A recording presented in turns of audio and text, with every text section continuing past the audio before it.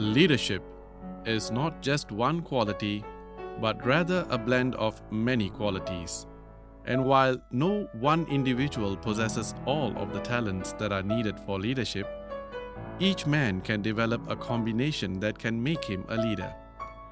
Contrary to the opinion of many, leaders are not born, they are made. And they are made by hard effort, which is the price we must pay for success. By Vince Lombardi. Welcome to the podcast series on Yang Berbahagia, Tan Sri Muhammad Khairul Adib bin Abdul Rahman, the Director General of Public Service. This podcast series has 6 episodes capturing the leadership journey of Yang Berbahagia Tan Sri. It is the reflection of Yang Berbahagia Tan Sri's governance qualities throughout his service as an administrative and diplomatic officer for 34 years. Intan presents the Leadership Encyclopedia by Yang Berbahagia Tan Sri Muhammad Khairul Adib bin Abdul Rahman. You are now watching the first episode entitled Growing Up with Baby Boomers. Please share with us about yourself and your family. Hi, my full name is actually Muhammad Khairul Adib bin Abdul Rahman. I was born in 1962 in Negeri Sembilan, to be more specific, in a small town called Kota Rembau. My father was a teacher, and whereas my mother was a full-time homemaker. I have 6 siblings altogether. I'm the 4th in the family, of 5 boys and 1 girl.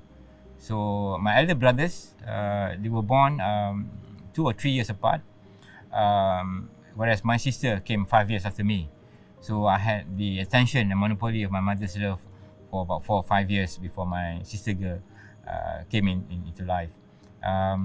Growing up in a family of 6 with 5 boys is really an event. It was very noisy then.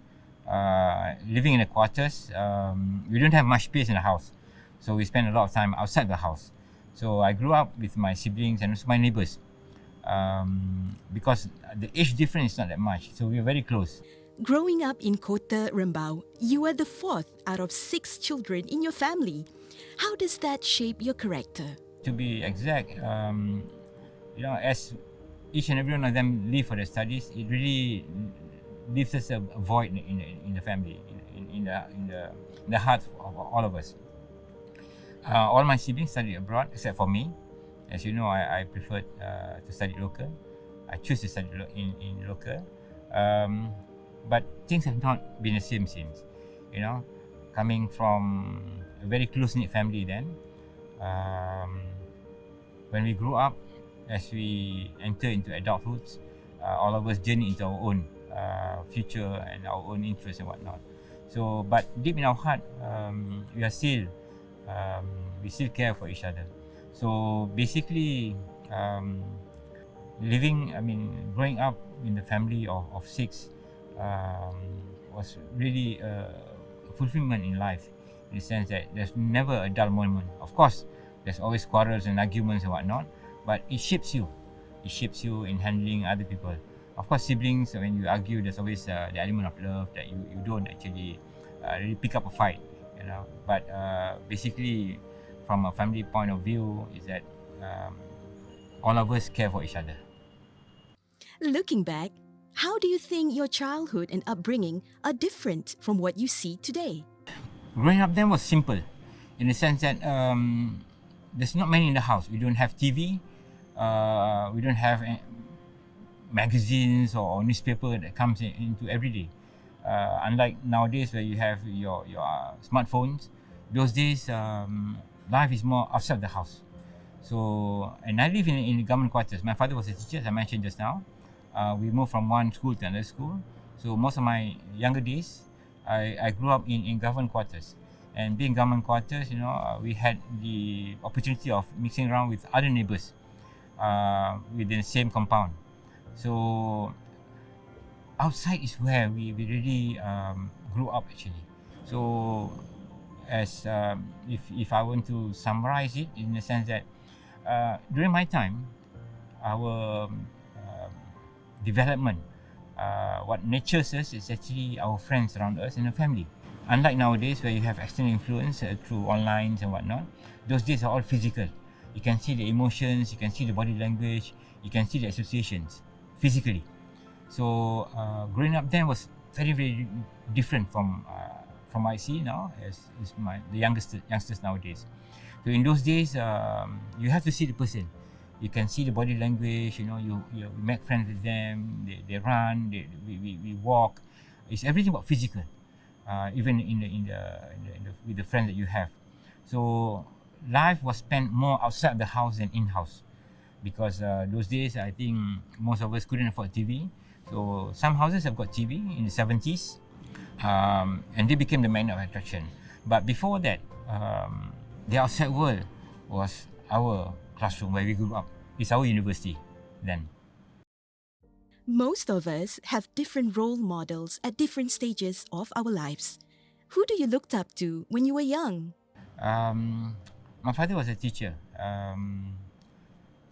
whereas my mother is a full-time housewife. Taking charge of 5 kids is not an easy job for my mother too. But on my father's side, my father is the religious type. He's very pious.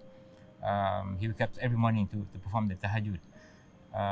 And he teaches in the morning, and normally in the afternoon he just takes a short rest before late in the afternoon. Then he starts to do his gardening. We plant many things.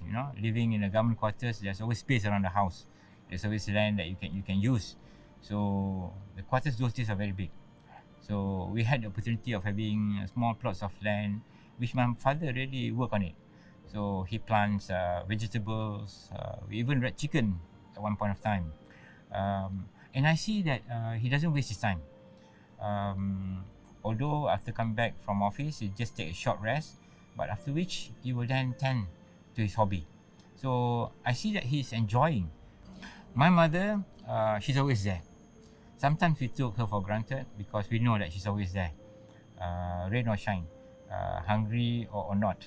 So being a mother, sometimes she, I can never ask for a better mother. She's always there.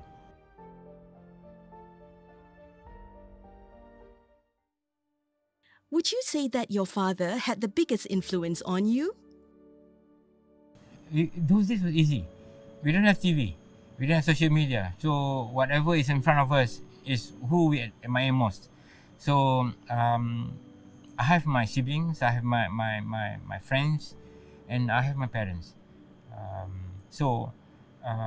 But back then, you see your parents are those shouldered with responsibility, and that's why you differentiate. With your friends, it's just you're just happy, you just enjoying yourself here and there. But you see your father and your mother, they are the father and motherly figure. They are the one who actually bring some sense of order in the house, order in your life.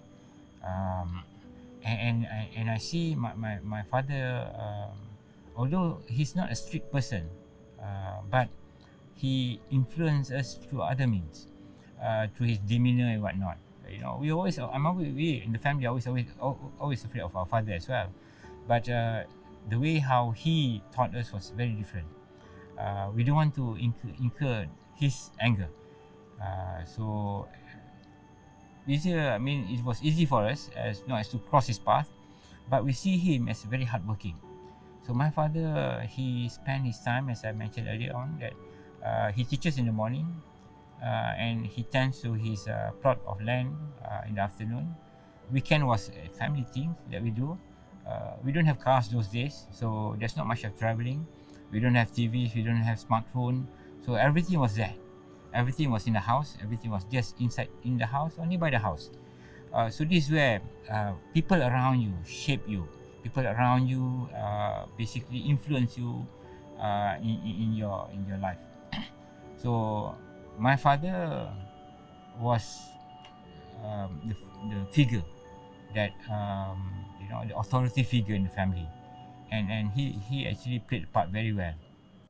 Can you share with us the values or the life lessons that you have learned from your father, which has really shaped into who you are today? As I mentioned earlier on, that my father is the kind of person who doesn't waste his time. He seems to have, apart from taking his rest right after school, he seems to have his time full, either for religious study or through his physical activities. We don't have treadmills and bicycles, no. So, and I tend to follow him in my younger days to his plot of land. No matter what he do, I try to do also. So the time that I spent with my father on the small plot of land beside the house is what remembers me of him very much. He was tending to each and every plant with tender loving care, so to speak. And this is where I learned to be very attentive. I learned to be very, very focused on what I do. And basically that shapes me also. Looking at my father those days, the bonding that we have, and coming from a family of 6, to get the attention of your mother and father is not an easy thing. So it is when you join them in the activities that actually really matters, and that's what I did, and that's what I had the opportunity to learn and also observe him. And to a certain extent, I think that also shapes my habits, drawing from what I observed from him in the younger days, during my younger days. Thank you for tuning into the first episode. Don't forget to continue watching the next episode entitled Shaped by the Journey. You want me to be honest, or you want me to be successful? Not everything can be achieved by shortcuts. Whatever is given to me, I think that's a trust that people ask me to do.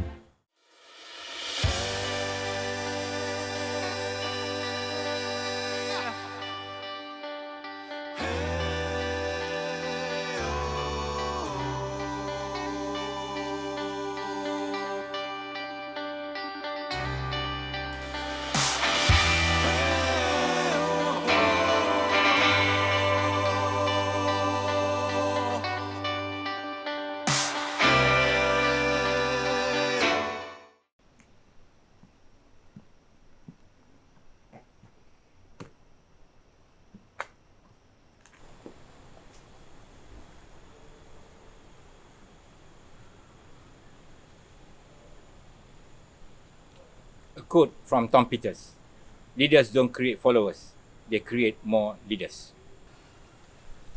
And if I may add, leaders should be able to inspire people.